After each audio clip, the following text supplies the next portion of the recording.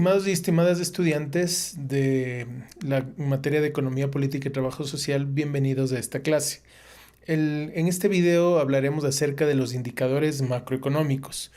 Recordemos que en un video anterior nosotros habíamos mirado que desde el punto de vista de la macroeconomía, que es aquella parte de la economía que analiza las fluctuaciones económicas, esta parte de la economía se analiza a partir de indicadores macroeconómicos. ¿Qué es un indicador? Un indicador, evidentemente, es como un hito, es como una señal, es como un límite que nos permite determinar si estamos avanzando o no estamos avanzando respecto de una voluntariedad, respecto de una decisión política, en el caso de la parte económica, respecto de una dirección o de una directriz, por ejemplo, de una decisión tomada, ya sea a nivel político, ya sea a nivel social, ya sea a nivel económico, ya sea a nivel de seguridad, cualquier tipo de frente de trabajo. Entonces los indicadores están para eso. Están para mostrarnos si nosotros estamos avanzando hacia una dirección o si no estamos avanzando. En este sentido, desde el punto de vista de la economía, los países y las naciones, dentro de su quehacer económico, de su política económica nacional, utilizan los indicadores para poder determinar hacia dónde están avanzando. En este sentido, nosotros vamos a analizar 9 indicadores. El primer indicador que vamos a utilizar es el Producto Interno Bruto. El segundo es la inflación, la balanza comercial. Este es un indicador que posiblemente no sea muy bienvenido desde el punto de vista, digamos que de territorio, desde el punto de vista de la soberanía nacional, pero aunque no me gusta mucho, es muy práctico, que es el índice Big Mac, ya hablaremos de él. El presupuesto general del Estado, la población económicamente activa, la reserva monetaria, la reserva financiera que tiene un país en sus arcas fiscales como de resguardo, el índice de pobreza y la deuda externa. Entonces vamos a hablar del primero de ellos. Vamos a hablar del Producto Interno Bruto. El Producto Interno Bruto es, en resumen, todos los bienes o la producción total de bienes y servicios que genera un país. Pongamos un ejemplo, si hablaríamos del PIB de una familia, pensemos en una familia de 4 miembros, donde el padre trabaja, la madre también tiene una actividad económica, el hermano mayor tiene una actividad económica y la menor estudia. Entonces, de los 4, los tres más grandes tienen algún tipo de actividad económica que les permite tener ingresos. El papá es artesano, vende su fuerza de trabajo, quizá en el trabajo de muebles de madera, esa es su dedicación y tiene un ingreso. La mamá vende ropa, ya tiene otro tipo de comercio donde vende ropa, y el hermano mayor trabaja en un almacén de celulares, por ejemplo, y a él le pagan una mensualidad. El papá gana recursos por la venta de muebles, la mamá por la venta de ropa y el hijo mayor gana un mensual.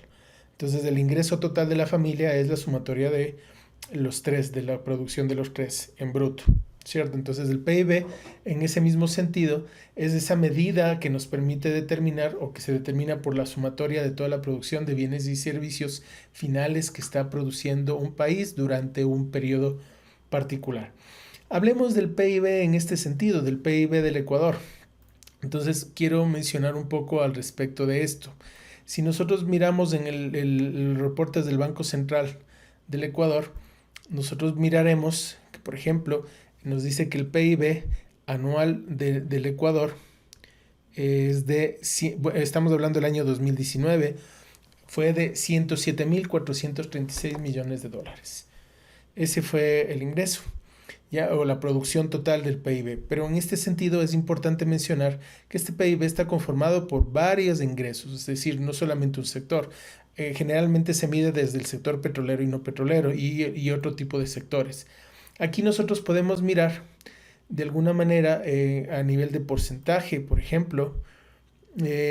Aquí está la tasa también, bueno, el VAP también es el valor agregado bruto, también relacionado con el PIB o similar al PIB, en donde nosotros podemos mirar cuáles son los ingresos de ciertos sectores de la economía que están aportando al PIB, ¿no? Este es el valor trimestral y este es la diferencia con respecto del valor del trimestre anterior, ¿ya? por eso está hablando de de las tasas de variación. Pero esto sería el aporte, ¿no? Entonces aquí miramos el aporte al PIB de acuicultura, pesca y camarón, la pesca, transporte, actividades, servicios financieros, enseñanza, servicios sociales y de salud, manufactura, petróleo y minas, administración pública y defensa, alojamiento, servicios de comida, correo, y así tenemos toda una serie de diferentes actividades o sectores de la economía en donde nosotros encontramos cuál es el aporte del PIB de cada una de estas. Entonces así nosotros podemos mencionar, ¿cierto? El PIB como ese gran indicador. Generalmente este es el indicador más importante desde el punto de vista que es muy general, pero técnicamente hay otros que son mucho más eficientes, como lo veremos a continuación, y que no necesariamente este PIB nos muestra una realidad en el sentido de bienestar. Sí nos muestra una cantidad de producción, pero no nos muestra muchas realidades que quedan escondidas detrás de este número. Un segundo número, o un segundo indicador, perdón, recordemos que los indicadores son magnitudes que se pueden medir, al final son números, porcentajes, tasas, etcétera, pero es una magnitud. El segundo indicador es la inflación. ¿Qué es la inflación? La inflación es el aumento del precio de un bien o servicio en un tiempo determinado, en pocas palabras. Pero aquí hay que hacer alguna aclaración en ese sentido. Por ejemplo, pensemos un vehículo. Ya un vehículo en el año 2019, el modelo del año, se vende el mismo vehículo con unos cambios mínimos, quizá más de forma que de fondo, se vende en el 2020 pero a un precio mayor. La pregunta es, ¿y por qué subió? ¿Ya? Esa diferencia de precio, de aumento de aumento de precio es la inflación. También hay otra forma de decir lo mismo. Tú con $10 comprabas una cantidad, pongamos, de harina en el mercado. En el año anterior, 2019, comprabas, me invento, 10 kilos de harina por $10. Resulta que en el 2020 compras 8 kilos de harina por $10.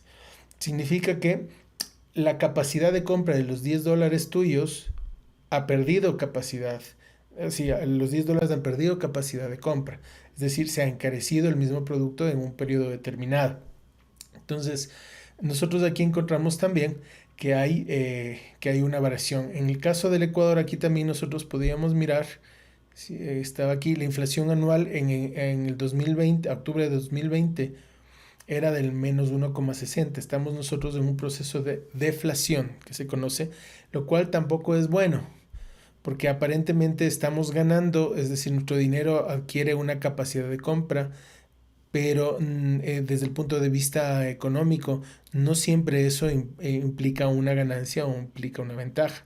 Eso hay un extenso análisis que se ha hecho en el Ecuador y ya vamos muchos años, varios años, me parece que son 4 o 5 años que estamos en un periodo de deflación, es decir, el fenómeno contrario a la inflación.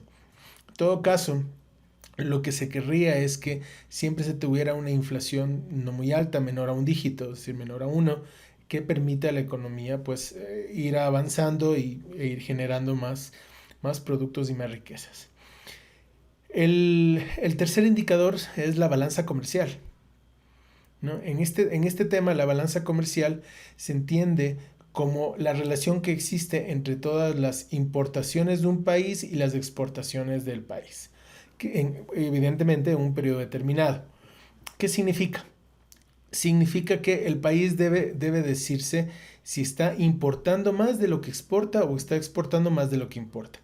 Y aquí hay que tener dos consideraciones. La primera es no solamente esta relación, ¿ya? Porque a lo mejor yo puedo estar exportando mucho más de lo que importo, pero si yo exporto más materias primas sin ningún tipo de tratamiento o valor agregado, a lo mejor yo sí tengo una balanza comercial positiva, pero si es que mi intención como nación, como país, es convertirme en una nación más industrializada, el mejorar mis exportaciones, el tener una balanza comercial positiva de exportaciones sin ningún tipo de valor agregado, sin ningún tipo de transformación, a lo mejor sí tengo una balanza comercial positiva, pero no necesariamente es lo que estoy buscando. Esa es la primera consideración. La segunda consideración, Bueno, yo tal vez tengo sí, tengo una balanza comercial positiva, tengo más exportaciones que importaciones, pero resulta que mis importaciones no son bienes, eh, bienes de capital, es decir, elementos que me permitan generar más riqueza, sino bienes de consumo, sino que son elementos que ya llegan para el consumidor final. Pongámonos a pensar en lo siguiente, no es lo mismo que yo esté importando, por ejemplo, maquinaria para procesar, no sé, maquinaria para el manejo de ganado, ¿ya? Aquí somos un país lechero y de ganado de carne en la costa, y yo estoy, por ejemplo, trayendo maquinaria para mejorar los pastos, ordeños mecánicos, estoy trayendo, eso son maquinarias o son equipos para manejo y para generar más riqueza. No es lo mismo que yo entre a un almacén de venta china donde yo compro cositas, parlantitos y temas que si bien son baratos, son económicos, sé que no me van a durar mucho y finalmente no me aportan para que yo genere riqueza. O sea, no me aportan para que yo genere con eso más trabajo. Una cosa es que yo compre, por ejemplo, una computadora y con esa computadora yo haga cursos, haga presentaciones, yo genere infoproductos, genere comercio electrónico, genere algo más. Entonces mi computadora es una fuente de trabajo y una fuente de generación de mayor riqueza. Pero si yo me compro, por ejemplo, un celular y el celular solamente me sirve para mandar mensajes o estar metido en redes, pero no me ayuda a generar más trabajo, no me ayuda en ese sentido, entonces se vuelve un producto de consumo. Nuevamente, el producto de consumo es aquel que va al consumidor final, ¿no? Que va al consumidor final pero no le genera, no le ayuda a generar más riqueza. Mientras que un bien de capital es un bien que, si bien llega a donde alguien que compró, eso se convierte en una fuente de trabajo, en una fuente de mayor riqueza. Por ejemplo, la maquinaria, ¿ya? Entonces, en ese sentido es importante indicar esto. Vamos a ver algunas cosas con respecto de la balanza comercial. Aquí nosotros encontramos el cálculo, el reporte del Banco Central respecto de la balanza comercial y vamos a mirar lo siguiente. Nosotros aquí tenemos, por ejemplo, el balance comercial petrolero está en este color clarito, es decir, nosotros tenemos más exportaciones que importaciones y la balanza comercial no petrolera que son más importaciones, ¿cierto? Aquí estamos exportando y aquí estamos importando. Vamos a ver algunas cosas interesantes. ¿Qué exportamos nosotros? Miremos.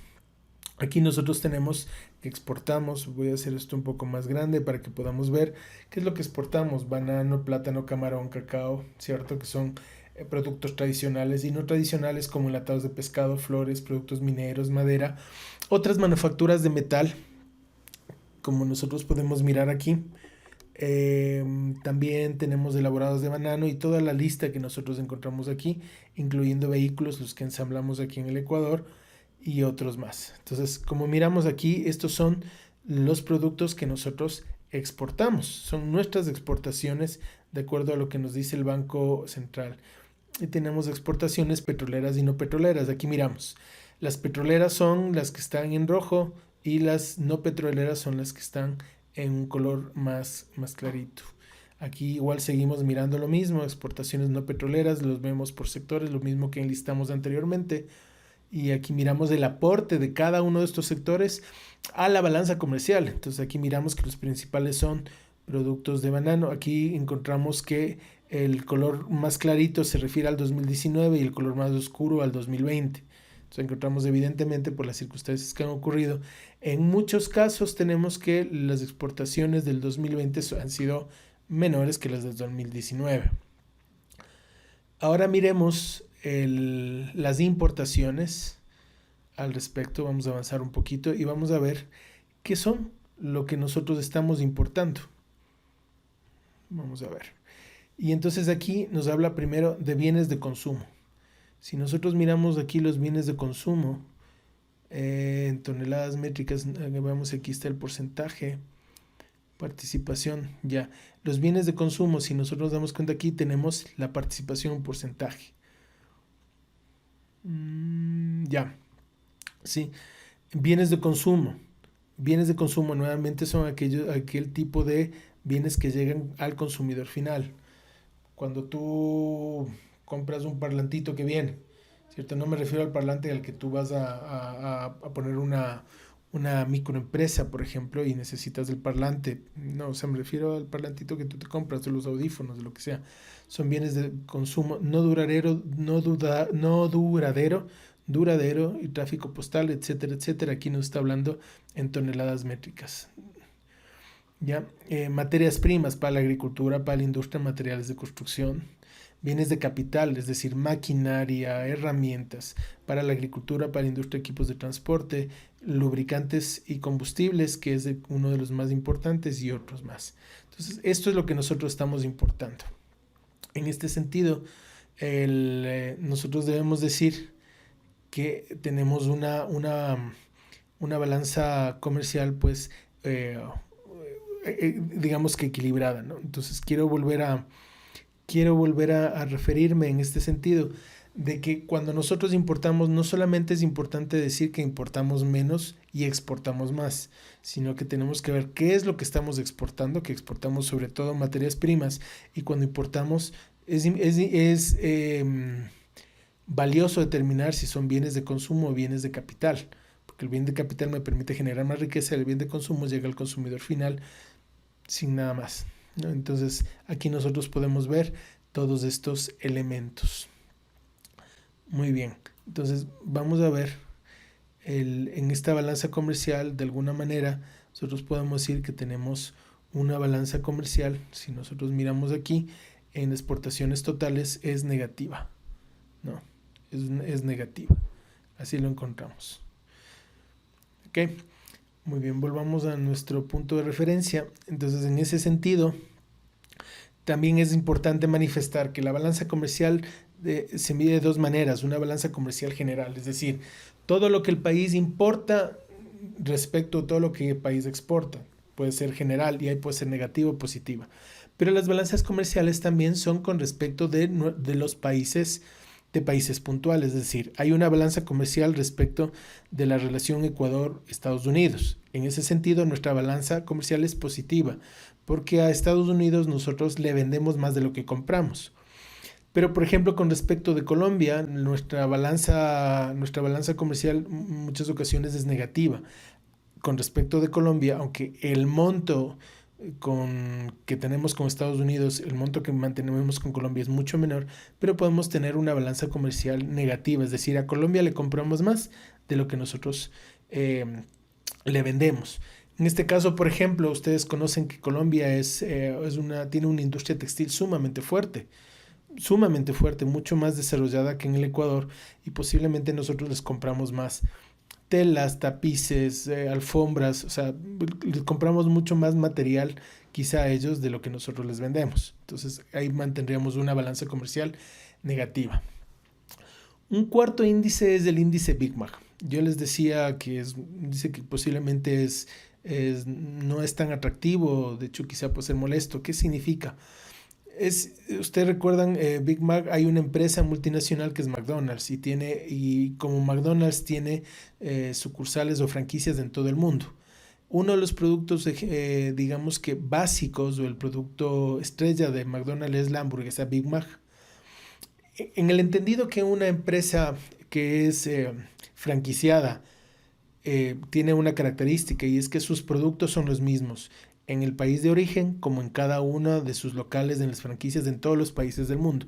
Lo que implica que si tú vas y compras una hamburguesa Big Mac en Nueva York, por poner un ejemplo, esta hamburguesa debería tener las mismas características. Bueno, y si compras una aquí en Quito, esta hamburguesa de Quito debería tener las mismas características que la hamburguesa en Nueva York, porque como es una franquicia, tiene ciertos protocolos, tiene normas ISO de producción que homogeniza de alguna manera las normas de calidad y homogeniza la producción. En ese sentido, ¿qué es cómo podemos, o para qué nos es útil? Porque la misma hamburguesa que compras en Nueva York, que debería ser exactamente la misma que compras en Ecuador, tú mides los precios de cada una, de la una y de la otra, y puedes mirar la diferencia de precios. Entonces ahí te ubicas si es que este país es más económico o es más caro, o bueno, te da un indicador que es valioso en ese sentido. ¿Por qué se utiliza este índice Big Mac? Justamente por el tema franquiciado, porque al ser una franquicia, te asegura que el producto que venden en Estados Unidos tenga las mismas características, entonces permite una comparación. Entonces, esta es digamos que la utilidad. Claro, en el Ecuador posiblemente hay una detalle adicional. Nosotros somos una economía dolarizada, pero pensemos que esto se hace en Colombia.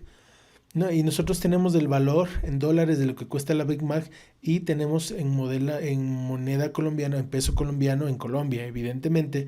Y si le transformamos a dólares, nosotros miraremos la fortaleza o debilidad de una moneda frente a la otra con este índice. Entonces, esa es una de las, digamos que para el análisis y para el comparativo entre países, lo mismo sucede no con Estados Unidos, no podemos pensar en una Big Mac en Perú, una Big Mac en Venezuela, una Big Mac en Argentina, comparada con la nuestra y poder mirar cuáles son las diferencias en precios en dólares, por ejemplo, que es el punto de referencia. Un quinto elemento, un quinto indicador es el presupuesto general del Estado. Un presupuesto evidentemente es algo tan simple como una relación entre todos los ingresos que tiene un país, o que tiene una casa, o que tiene una persona, frente a todos los gastos que debe realizar en un periodo determinado de tiempo. Es decir, si nosotros comparamos el presupuesto de una familia, digamos, de la misma familia del ejemplo anterior, donde hay 4 miembros, 3 miembros tienen ingresos económicos y el tercero todavía no porque es estudiante, la cuarta todavía no porque es estudiante, pero vamos a suponer que la familia tiene ingresos totales desde las tres personas que tienen actividad económica, tienen un ingreso de $1,000. Y ese es el ingreso total del papá, de la mamá y del hermano mayor. Y al lado harán una lista de todos los gastos que la familia ha decidido tener. Por ejemplo, lo primero posiblemente es arriendo, servicios, alimentación. Ahí dentro de los servicios en este momento ustedes saben que un servicio básico ya es del internet, entonces seguramente estará contemplado el internet porque hay un estudiante en casa, ¿ya? Es muy probable que se suplan primero todos estos elementos básicos de un presupuesto que tiene que ver con la alimentación, que tiene que ver con la vivienda, que tiene que ver con los servicios, posiblemente con el transporte que toma o que se requiere para que ellos vayan a su trabajo, o en el caso de la mamá, decíamos que ella vendía ropa, muy posiblemente ella tenga que invertir en qué. Por ejemplo, bueno, en el transporte de donde compre la ropa al mayoreo, llevar a su casa, necesitará fundas, por ejemplo, para empaquetar la ropa. Muy probablemente necesite etiquetas, probablemente necesite también ¿cierto? Hacer un ingreso al teléfono celular para tener la posibilidad de hacer llamadas, de tener WhatsApp, de tener todo ese tipo de cosas que le permite a esa persona también generar más riqueza, también está dentro del presupuesto. Entonces también hay gastos en este sentido. Gasto corriente se llama el gasto de mantenimiento del sistema, y gasto de inversión, que es aquel que te permite generar programas y proyectos, me refiero sobre todo dentro del Estado, ¿no? Entonces, de la misma manera, a una familia, yo puedo hacer gastos que son de mantenimiento. Por ejemplo, yo sé que hay que posiblemente pagar $3 o tener simplemente una recarga del celular para poder tener WhatsApp. Estoy diciendo, ¿no? Con prepago. Pero si yo estoy vendiendo y estoy utilizando permanentemente el celular para vender, entonces a lo mejor ya no son $3 solo para tener activado el WhatsApp, sino que yo a lo mejor tengo que meterle $10 porque yo necesito tener datos para poder vender. Entonces ese tipo de diferencias son las que nosotros debemos mirar. Ahora quisiera que nosotros analicemos cuál es el presupuesto general del Estado. Presupuesto general del Estado del Ecuador 2020. Ya, aquí nosotros encontramos ya que el Estado ecuatoriano, en las 5 funciones, en el presupuesto presentado en octubre del año 2019, era de $35.500 millones. Ya, volvamos un momento aquí al Producto Interno Bruto, al PIB. Nosotros habíamos mirado, a ver, ¿dónde está? Sí, aquí nosotros habíamos mirado, es verdad que el Producto Interno Bruto del Ecuador en el año 2019 era de $107.000 millones. Y nos encontramos que el presupuesto general del Estado, El presupuesto general del Estado calculado para el año 2020 es de 35.500 millones de dólares. ¿Qué significa esto? Que más o menos el presupuesto general del Estado es alrededor del 30%, el 30% del PIB. Eso es más o menos. Entonces, el un tercio de lo que se produce, de lo que se genera aquí, es lo que se necesita para el mantenimiento del Estado. Los otros 2 tercios, ¿a dónde van? Van a la gente, al aparato privado, van a los bancos, van a la industria, van a otro tipo de sectores, ¿no? Entonces, como miramos aquí, el Ecuador en el 2019 produjo 107.436 millones de dólares y el Estado, en ese sentido, para poder cumplir sus funciones de Estado, ha presupuestado 35.500 millones de dólares en este sentido, ¿no? Para el año 2020. Esto se planteó en el octubre de 2019 para que nosotros podamos saberlo.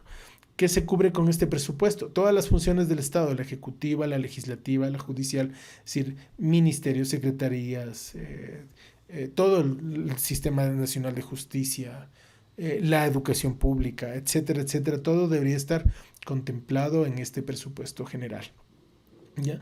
Entonces, así nosotros podemos hacer un comparativo respecto de los ingresos brutos que tiene el país y cuál es el presupuesto general del Estado.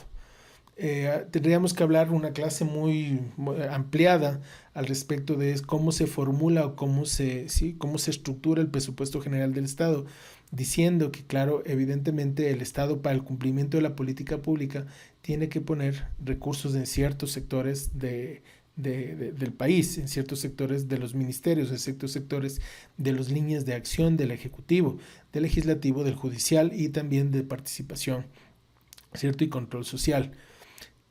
Claro, ese es un tema muy amplio que debe tratarse en otro video, pero en términos generales así se plantea el presupuesto general del Estado. ¿Cuántos recursos para cada ecuatoriano desde este punto de vista? Esa es una forma también de medirlo para saber cuánto el Estado debería estar invirtiendo por persona. Un sexto indicador es la población económicamente activa. La población económicamente activa se refiere a aquel tipo de población que tiene empleo o que tiene algún tipo de actividad económica que son mayores de los 15 años, ¿no? Y generalmente menor a los 62 años. ¿Ya? Ese es un indicador que es importante. En las personas en este sentido son aquellas que tienen algún tipo de actividad económica mayores de 15 años, pero generalmente se mide en el empleo más el trabajo informal y la desocupación. Entonces esos son elementos que están dentro de la población económicamente activa. Sabemos que tenemos personas con empleo, los que tienen subempleo o trabajo informal y otros que están en la desocupación. Entonces, no siempre el tener una población mayor a 15 años que pueda estar queriendo trabajar es suficiente. Hay que también desglosar eso en el tipo de trabajo o si está en el desempleo o si está en informalidad. Un séptimo indicador es la reserva monetaria.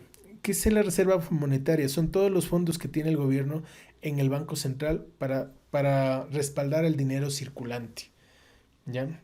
Digamos que en este sentido, al nosotros ser, al ser una economía dolarizada, nosotros no producimos nuestra propia moneda, no imprimimos nuestra propia moneda, lo cual de alguna manera nos ha llevado a ser mucho más organizados y disciplinados en el manejo financiero y nos toca más bien cuidar mucho la dolarización, es decir, cuidar mucho la fuga de capitales y que los capitales estén circulando al interior de la economía y no fuera, ¿no?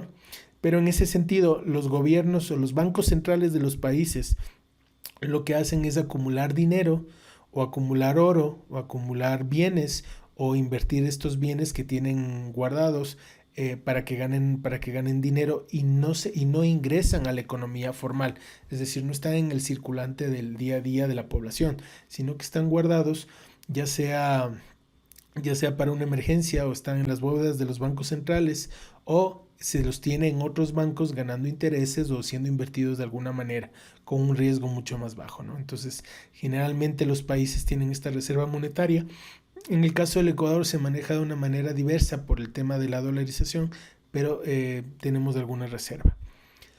Un indicador es el índice de pobreza. Este índice de pobreza viene fruto de la participación de Naciones Unidas, específicamente el Programa de las Naciones Unidas para el Desarrollo del PNUD, quienes proponen como indicador el índice de la pobreza, que básicamente trabaja con dos ingresos de información. El índice de la pobreza trabaja primero con el porcentaje de la población que son pobres según la incidencia de la pobreza, que está representada por la H, y multiplicado por el promedio de intensidad de la pobreza, ¿no es cierto?, en porcentaje.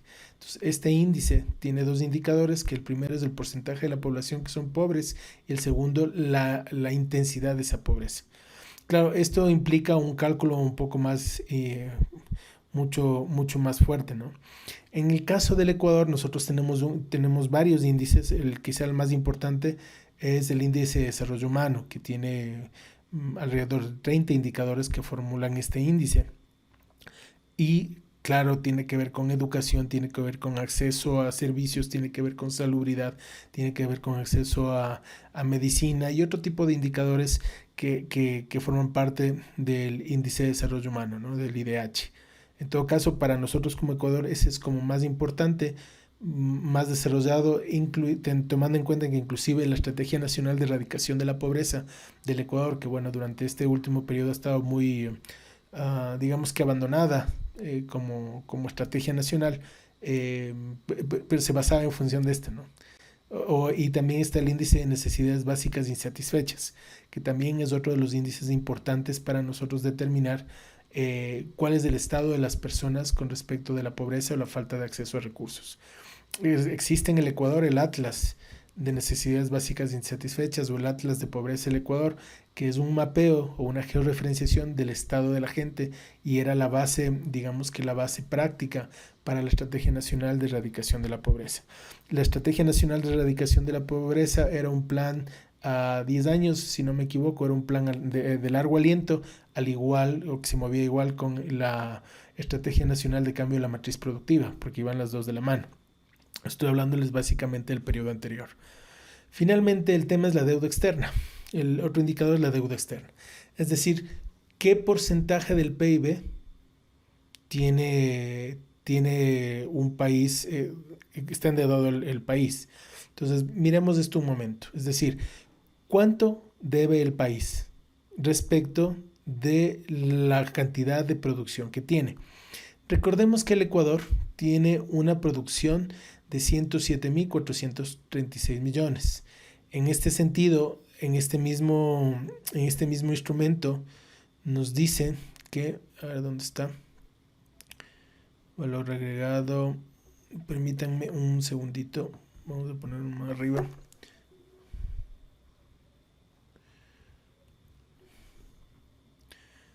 Ya. Nosotros nos encontramos aquí. Un segundo. Aquí se reportaba también la deuda externa. Índice de confianza, precio barril. Bueno, vamos a ver acá en todo caso. ¿Cuánto es la deuda externa del Ecuador? La deuda externa del Ecuador reportada es de 55.702 millones, es decir, a septiembre del año 2020 equivale al 61.4 del PIB, del Producto Interno Bruto. Esa es la deuda externa del Ecuador. Generalmente, nosotros en el anterior periodo teníamos una política en la que decía que la deuda externa no debe superar el 40% del Producto Interno Bruto. Pensemos nuevamente en la familia. Esta familia a la que hablábamos de 4 miembros, 3 trabajan, la última está estudiando, tiene un ingreso de $1,000 mensuales. Pero claro, muchas veces se necesita endeudarse. ¿En qué sentido? Que el padre de familia que es ebanista, que es carpintero, necesita comprar materiales y muchas veces debe comprar a crédito. Pero ¿cuánto es lo que debe comprar? ¿Cierto? ¿Cuánto se puede endeudar? Muchas veces se necesitan equipos, se necesita computadores, se necesita celulares. La señora necesita celular para poder hacer las ventas, para poder mandar las fotos, para poder hacer todo el comercio que necesita hacer. Pero ¿cuánto se puede endeudar? De acuerdo a la política del país, en el anterior periodo nosotros teníamos que máximo el 40%. Es decir, Si tenían $1,000 de ingreso, máximo la deuda podía alcanzar los $400 para que con los $600 ellos pudieran cumplir sus necesidades vitales, ya que es vivienda, alimentación, educación, transporte, por poner un ejemplo. Pero ¿qué pasa si ahora nosotros tenemos un 61.4%? Significa que la familia tenía ingresos por 1,000 y ahora tiene que pagar deudas cada mes o tiene deudas acumuladas que equivalen a $600. Es decir, cada mes tienen $400 para vivir y pagar $600 en deuda. Ese es como el tema, ¿no? ¿Qué suelen hacer los países para enfrentar la deuda externa? Enfrentar este tipo de deudas. Veamos un momento nuevamente. ¿Qué suelen hacer los países? Solo hay varias formas de poder contrarrestar la deuda. La primera es producir más.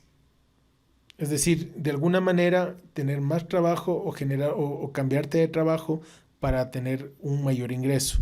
Generalmente para tener un mayor ingreso necesitas generalmente mayor educación. Y no me refiero solo a educación formal, me refiero a educación muy práctica para poder tener mayores ingresos. Por eso es que una persona o un país que no se está educando permanentemente, y no solo desde lo formal, sino también de la educación no formal, no puede producir más. La educación generalmente es la que te lleva a producir más, primero. O sea, es la primera forma, ¿no es cierto? O sea, producir más. Muchas veces producir más también implica invertir. Y ojalá que esa deuda sea para invertir. O sea, porque si la deuda es para pagar, por ejemplo, un televisor. ¿El televisor te hace ganar plata? No. Es un pasivo, no es un activo. No, un televisor tú te lo compras para tiempos de ocio, pero realmente el televisor no te hace ganar dinero. Un computador posiblemente sí, o un celular inclusive tal vez sí. Te permite tener educación, te permite tener acceso, te permite muchas cosas. Pero un televisor no, quizá no. ¿Ya?